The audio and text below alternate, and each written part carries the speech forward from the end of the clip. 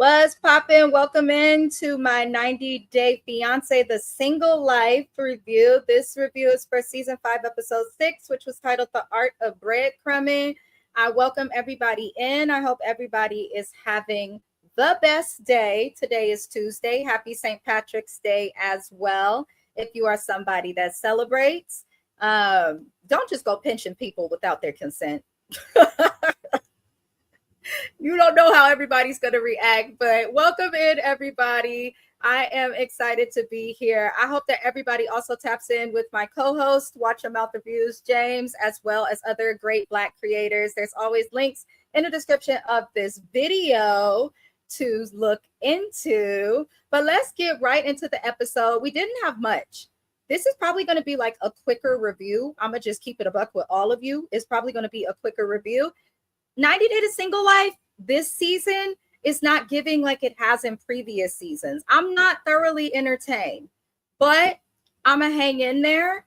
Now we're going to start with Vanya. Vanya's the pretty little 42-year-old lady from Orlando, Florida. She's been tripping on this guy, Tony, who is a friend of hers, who has so many red flags. This guy is a walking red flag. If I ain't never seen one, he is a walking red flag. So in the last episode, we learned that Tony was living with somebody else. He never made the first move on Vanya. She's made the first move and has been the one to take their friendship to another step. I believe if a man wants to make a move, he's going to make a move.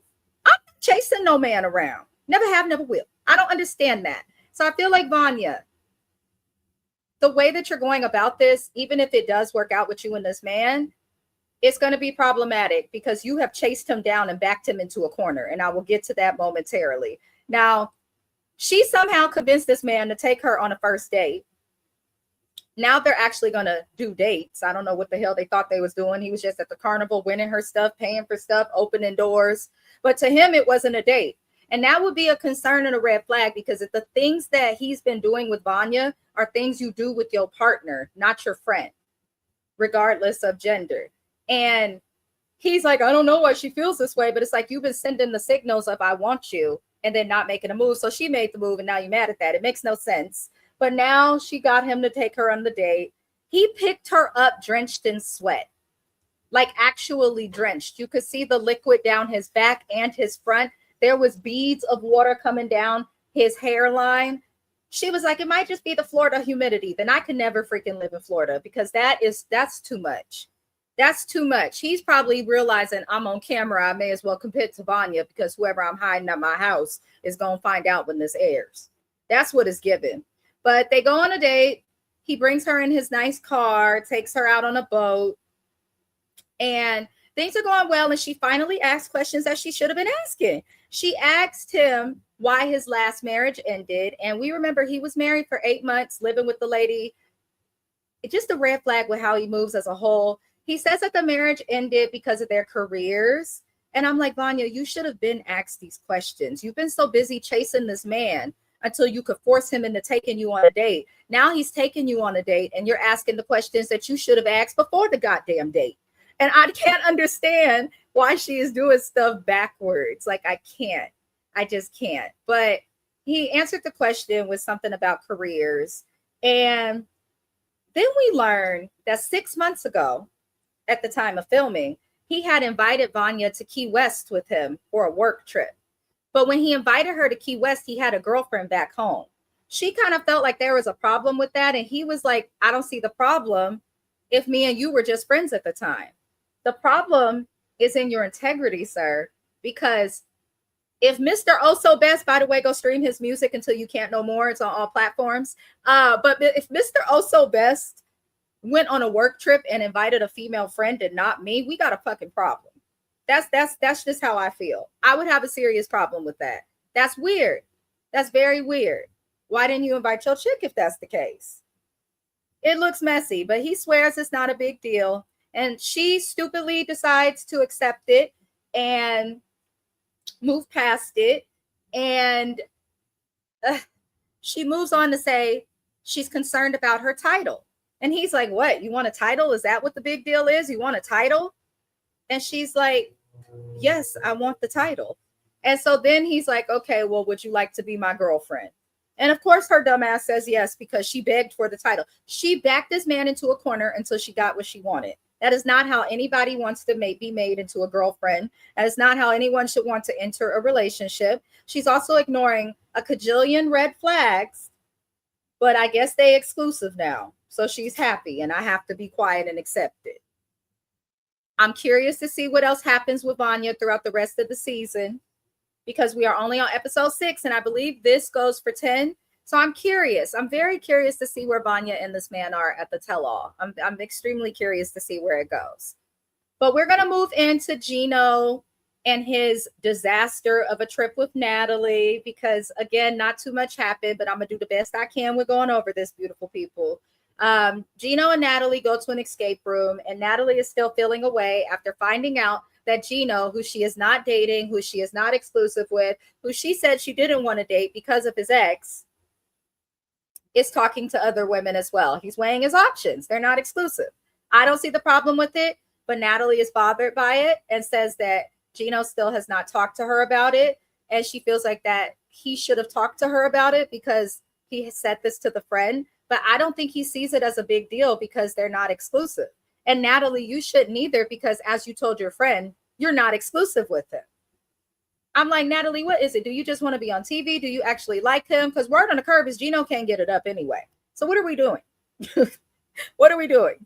Now, they end up going to the escape room. They worked really well in the escape room and completed it in under 2 hours, it looks like. And they talk, and she asks him questions, and Gino says that he wants a committed relationship. And Natalie asks Gino, she's like, well, do you want a committed relationship with me?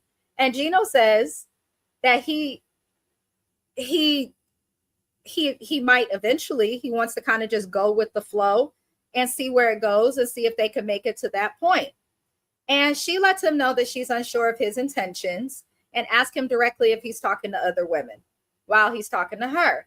And he stumbled to answer the question because he's probably like, wait, why are you coming at me hella forward like a couple minutes before my flight? Which I feel like he should have expressed that, but we know Gino moves like kind of a child.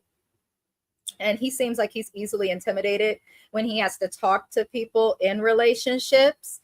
But, you know, he makes it clear. He's like, when I'm exclusive with you, I'm exclusive with you, but I'm going to weigh out all my options, because I don't think Natalie realizes that the same way that Gino is not giving her a straight answer and is talking to other people, she is also giving off unsure vibes, because she wants him to do all this chasing while making it clear that she doesn't know that she'll choose him. So why would you then expect for him not to talk to other people and weigh his options? He's just supposed to put his life on pause while you have him run after you? Like, what are we doing? So I think Gino and Natalie are handling this wrong. I don't think that they will ever work out. I think it's just drama. I feel like she wants to be on TV and he wants to have a storyline. Like, that's just what I feel. But he eventually leaves, goes their separate ways because he has a flight to catch, and he feels like they're leaving on awkward vibes, which they are, but he told the truth. Now, that's what she wanted, but she is still complaining because, according to Natalie, she had to dig the truth out of him, and she doesn't want to be with someone she has to pry the truth out of. It's women like her. That's why she's single at this age, because you could tell that she does this with everyone she dates, not just Gino. And that's why I'm critiquing Natalie this way, because I feel like no matter who she dates, she's going to look at, like, if her dude gets a flat tire and he curses and punches a car seat, she's going to say that that means he has anger problems and could punch her one day. When the reality of it is, if I got a fucking flat tire, I'm probably going to punch something too. It's not fun. But she gives me someone who overthinks, and almost kind of like Chili years ago with her list for dating people, and that's why she's still alone today.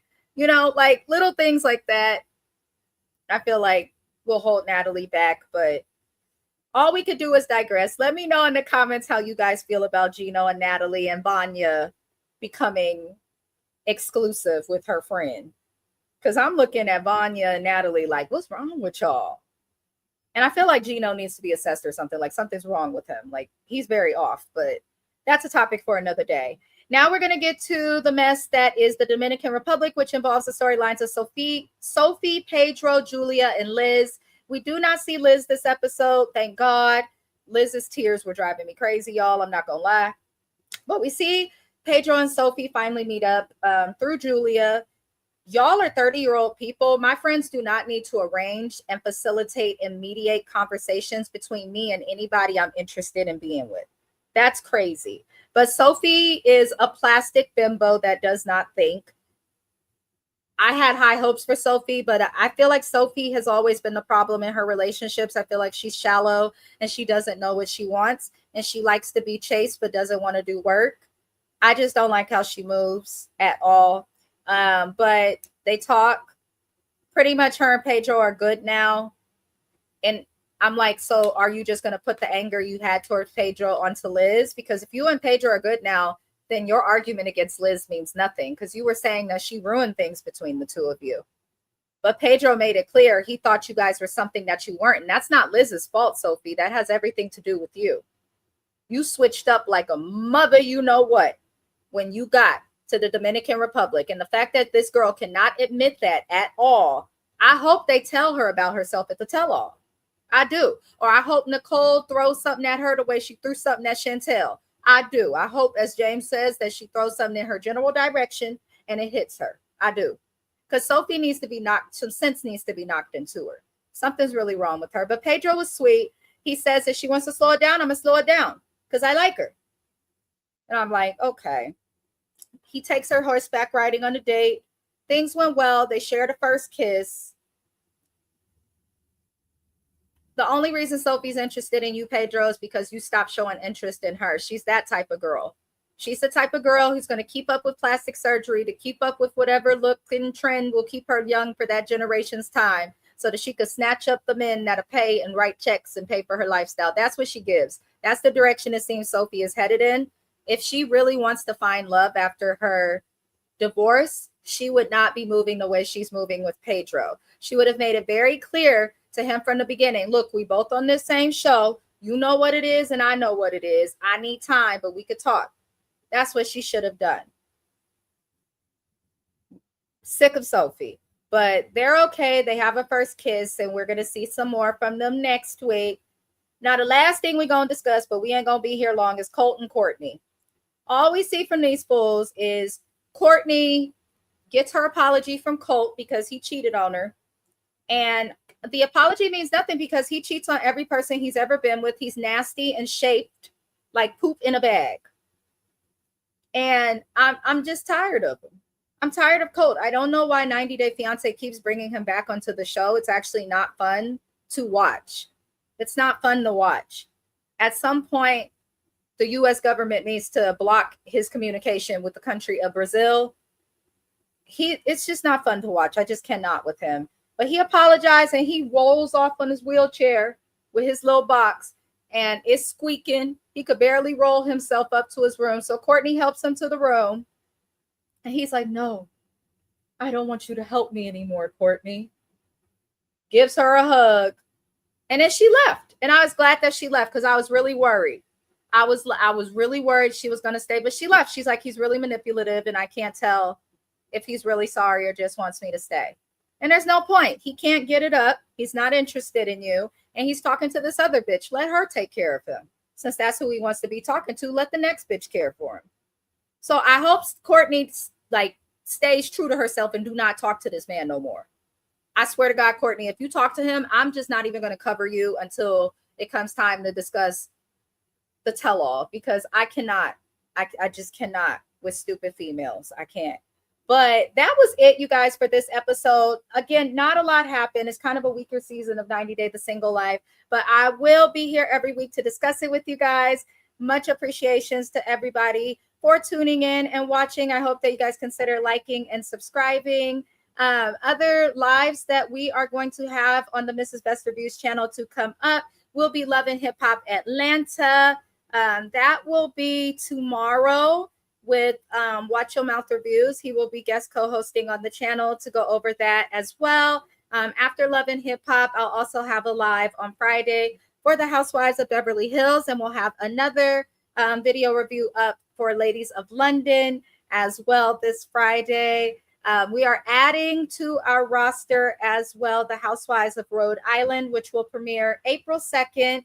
So that's in a little over 2 weeks. And James will be joining us for our weekly recaps of that show.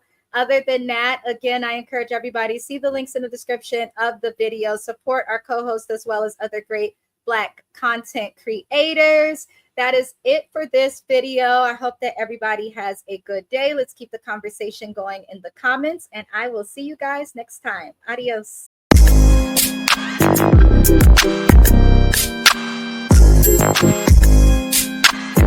Thank you.